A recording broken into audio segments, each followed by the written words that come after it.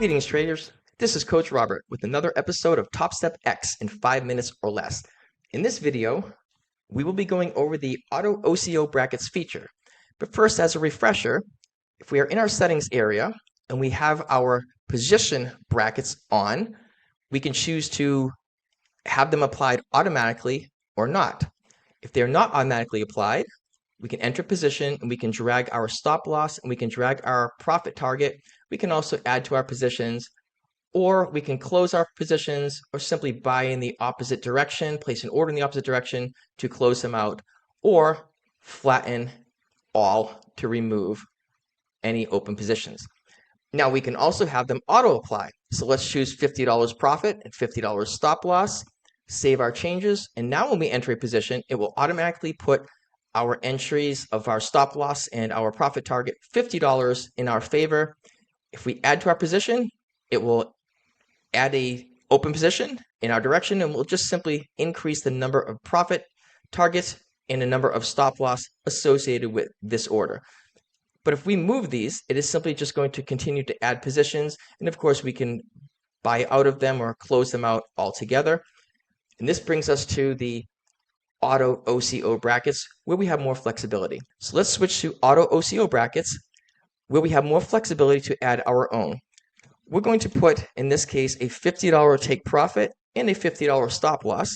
We can choose to set ticks or dollars. In this case, we'll choose dollars and make $50 each.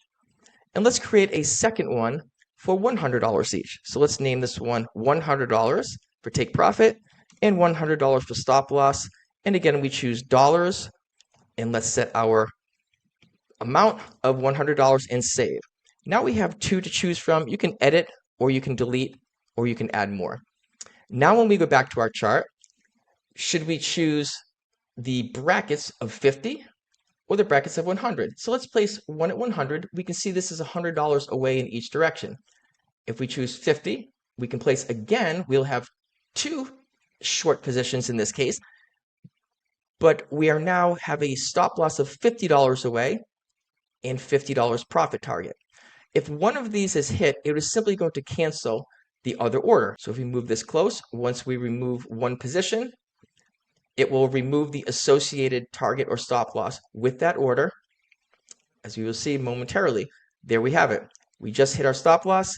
It also canceled the target associated. If I put it on 100, I buy one, I buy two, and I buy three. So now I am in three positions. Two of them are matching, and one of them is a little off.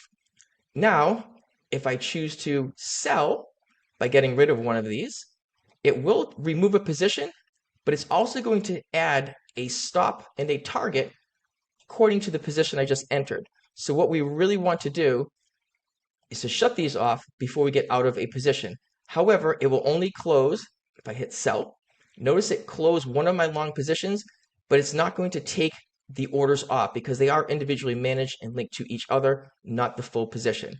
If you wish to close all of them, we highly suggest choosing the flatten all. That will clear everything off of your chart, or you can definitely see and close them individually in the positions panel. For example, if I have the order panel on 50, I want to use chart trading by right-clicking on the chart. I can set a different bracket. So for here, if I right-click on the chart, for example, and I choose to market sell, it will add a $100 stop loss and profit target. However, if I choose the order panel to sell, it's going to choose my bracket of 50.